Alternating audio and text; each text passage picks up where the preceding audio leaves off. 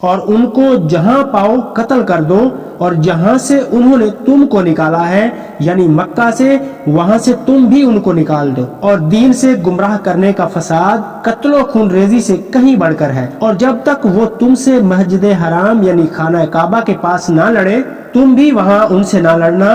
ہاں اگر وہ تم سے لڑے تو تم ان کو قتل کر ڈالو، کافروں کی یہی سزا ہے۔ اور اگر وہ باز آ جائے تو خدا بخشنے والا اور رحم کرنے والا ہے۔ اور ان سے اس وقت تک لڑتے رہنا کہ فساد نابود ہو جائے اور ملک میں خدا ہی کا دین ہو جائے، اور اگر وہ فساد سے باز آ جائے تو ظالموں کے سوا کسی پر زیادتی نہیں کرنی چاہیے۔ ادب کا مہینہ ادب کے مہینے کے مقابل ہے، اور ادب کی چیزیں ایک دوسرے کا بدلہ ہے۔ پس اگر کوئی تم پر زیادتی کرے تو جیسی زیادتی وہ تم پر کرے ویسی ہی تم اس پر کرو، اور خدا سے ڈرتے رہو اور جان رکھو کہ خدا ڈرنے والوں کے ساتھ ہے۔ اور خدا کی راہ میں مال خرچ کرو اور اپنے آپ کو ہلاکت میں نہ ڈالو، اور نیکی کرو، بے شک خدا نیکی کرنے والوں کو دوست رکھتا ہے۔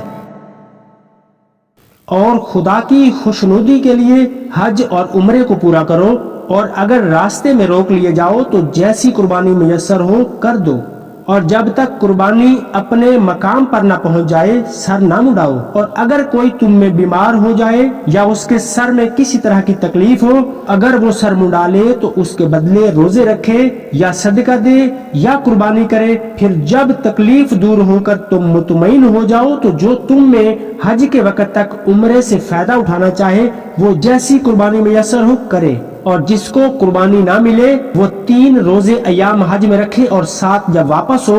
یہ پورے 10 ہوئے۔ یہ حکم اس شخص کے لیے ہے جس کے اہل و عیال مکے میں نہ رہتے ہوں، اور خدا سے ڈرتے رہو اور جان رکھو کہ خدا سخت عذاب دینے والا ہے۔ حج کے مہینے معین ہیں جو معلوم ہے، تو جو شخص ان مہینوں میں حج کی نیت کر لے تو حج کے دنوں میں نہ عورتوں سے مباشرت کرے اور نہ کوئی برا کام کرے اور نہ کسی سے جھگڑا کرے، اور جو نیک کام تم کرو گے وہ خدا کو معلوم ہو جائے گا، اور زاد راہ یعنی راستے کا خرچ ساتھ لے لیا کرو، کیونکہ بہتر فائدہ زاد راہ کا پرہیزگاری ہے۔ اور اے اہل عقل مجھ سے ڈرتے رہو۔ اس کا تمہیں کچھ گناہ نہیں کہ حج کے دنوں میں بذریعہ تجارت اپنے پروردگار سے روزی طلب کرو، اور جب عرفات سے واپس ہونے لگو تو مشعر حرام یعنی مزدلفے میں خدا کا ذکر کرو، اور اس طرح ذکر کرو جس طرح اس نے تم کو سکھایا، اور اس سے پہلے تم لوگ ان طریقوں سے محض ناواقف تھے۔ پھر جہاں سے اور لوگ واپس ہوں وہیں سے تم بھی واپس ہو، اور خدا سے بخشش مانگو، بے شک خدا بخشنے والا اور رحمت کرنے والا ہے۔ پھر جب حج کے تمام ارکان پورے کر چکو تو منع میں خدا کو یاد کرو جس طرح اپنے باپ دادا کو یاد کیا کرتے تھے، بلکہ اس سے بھی زیادہ۔ اور بعض لوگ ایسے ہیں جو خدا سے التجا کرتے ہیں کہ اے پروردگار ہم کو جو دینا ہے دنیا ہی میں عنایت کر۔ ایسے لوگوں کا آخرت میں کچھ حصہ نہیں۔ اور بعض ایسے ہیں کہ دعا کرتے ہیں کہ پروردگار ہم کو دنیا میں بھی نعمت عطا فرما اور آخرت میں بھی نعمت بخشیو، اور دوزخ کے عذاب سے محفوظ رکھیو۔ یہی لوگ ہیں جن کے لیے ان کے کاموں کا حصہ یعنی نیک اجر تیار ہے، اور خدا جلد حساب لینے والا اور جلد اجر دینے والا ہے۔ اور قیام منع کے دنوں میں جو گنتی کے دن ہے خدا کو یاد کرو۔ اگر کوئی جلدی کرے اور 2 ہی دن میں چل دے تو اس پر کچھ گناہ نہیں، اور جو بات تک ٹھہرا رہے اس پر بھی کچھ گناہ نہیں۔ یہ باتیں اس شخص کے لیے ہیں جو خدا سے ڈرے، اور تم لوگ خدا سے ڈرتے رہو اور جان رکھو کہ تم سب اسی کے پاس جمع کیے جاؤ گے۔ اور کوئی شخص تو ایسا ہے جس کی گفتگو دنیا کی زندگی میں تم کو دلکش معلوم ہوتی ہے، اور وہ اپنی مانی الضمیر پر خدا کو گواہ بناتا ہے، حالانکہ وہ سخت چنگڑالو ہے۔